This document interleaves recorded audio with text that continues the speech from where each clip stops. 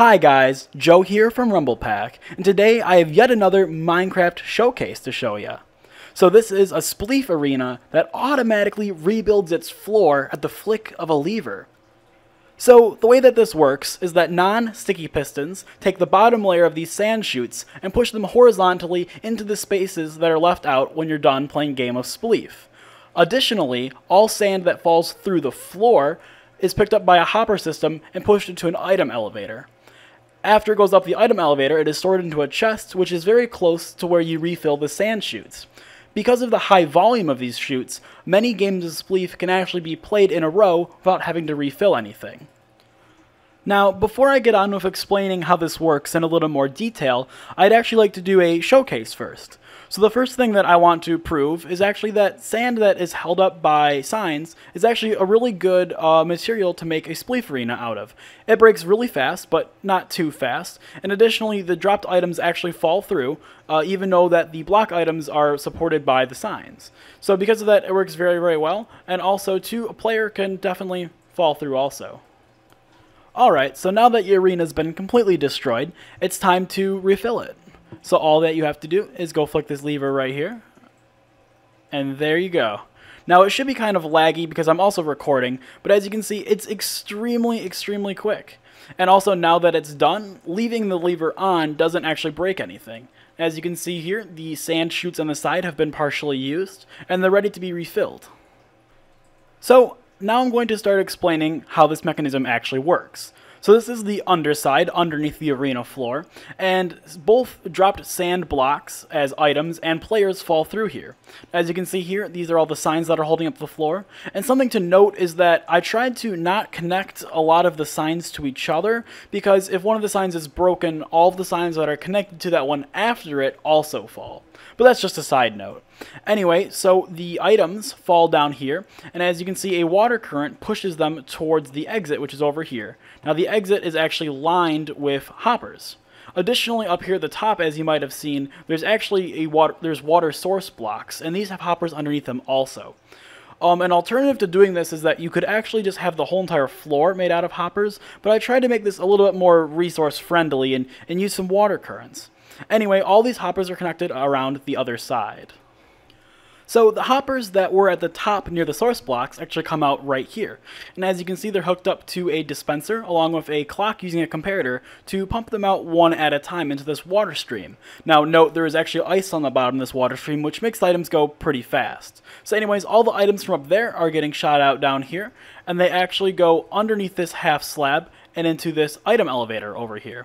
Additionally, all of the hoppers that are from the bottom half, or the part near the exit, are right here, and also go into another dispenser that are shot out one at a time via a comparator clock. And this is the same thing right here. And like as I said, they are actually pushed into this item elevator, and that happens one at a time. And even if it isn't, there's actually a hopper in there, obviously, to collect them, which does push them one at a time into this item elevator. Now this is an item elevator design that I've made myself. It is probably very similar to designs made by other people, but it is 3x3, and it is a silent item elevator, and all the items are actually pushed all the way up there. So overall, to recap what's going on is that when sand is dropped as an item, as an entity, when it's broken in the arena, it drops into the sub-arena area, collected by the water sources, pushed into hoppers, and then dispensed into these water currents so that all of the items can actually be pushed into this item elevator. Now the purpose of them being pushed into the item elevator is so that they travel all the way up here and are deposited into a chest, as you can see. Give me one moment here. Right there. And as you can see, they're flowing in right now. Now, what a player can do is that once he or she wants to refill these sand chutes right here, they can take items from this chest, hop up here, and place them up against this wall right here so they fall down and refill the chute. So I want to talk a little bit about the circuitry that's going on here. So the way that I take these vertical chutes of sand and use them to fill in gaps on the floor of the Spleef arena is by hooking up non-sticky pistons to a clock. Now, as you can see, the clock is actually right here. It is this light blue circuit, and the clock is always going, and it's currently set at 9 ticks. Now, in my single-player world, the fastest that this mechanism still works correctly at is 9 ticks. If you're in a multiplayer world or on a server, perhaps it might need to be just a bit longer. But anyway, as you can see, it is always going, but it's just not connected to the input of the pistons. So if you go over here and flick this lever, the block extends, which allows this block to be powered by the repeater right here, sending the signal to this lime green circuit. Now, the lime green circuit takes the signal and transfers it to the dark green circuit, which powers this array of pistons. Now, the way this works is that all of the pistons are actually powered at the exact same time, and these pistons are not sticky pistons. Basically, when they're activated, they push sand away from them and then retract. As they are retracted, falling sand moves into the spot directly in front of them, and this happens before they are actually powered again. And so this is how you take chutes of sand and move them horizontally. Now, if the pistons cannot push horizontally because either the arena is full or if it's over 15 blocks, which doesn't happen in this case, it actually just won't fire. And so leaving the lever on after the arena is actually done fixing itself doesn't break anything.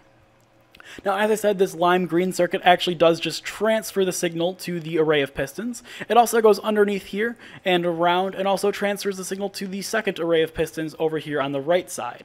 Now, using some repeaters and some delays, these two arrays are actually synced up with each other. Anyway, that is how I take these chutes of sand and use them to fill in the arena floor. It's actually quite simple. Lastly, players who fall through the arena floor may pick up dropped sand as they come down this water current. And because of that, I actually just placed a chest right on the outside right here so they can dump all their sand into there, and it actually goes into the dropper elevator right over there. So, before I go, I'd just like to mention a couple things about this design. The first is that currently the arena itself is a circle with a diameter of 21 blocks. Now, the actual arena can be just about any shape you'd like it to be. However, the most and the biggest it can be is a diameter of 30 blocks. And this is because pistons can only push blocks up to 15 blocks away. Now, additionally, these sand chutes are fairly large. However, you can actually make these chutes as large as you want. In fact, the taller that they are, the less often that someone will have to refill them.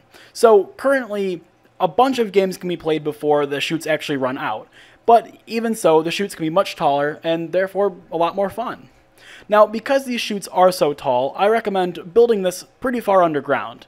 And then also, you can conceal these sand chutes underground too. However, that doesn't stop you from building them up in the skies. If you like that look, then, well, good for you. Additionally, another thing I'd like to mention again is that leaving the lever on after the arena is already fixed doesn't break anything, so do that all you like. Well, that is it for this showcase. I really hope that you enjoyed this design, and if you thought that it was a cool concept, then you should totally leave a like below. Also, if you have any sort of question about how this works or any questions for me or for the Rumble Pack, definitely leave those in the comments below too, and I'll try to answer those for you. Anyway, well, this has been Joe from Rumble Pack. I hope that you guys enjoyed this video, and I hope that you also have an awesome, awesome day. Happy crafting.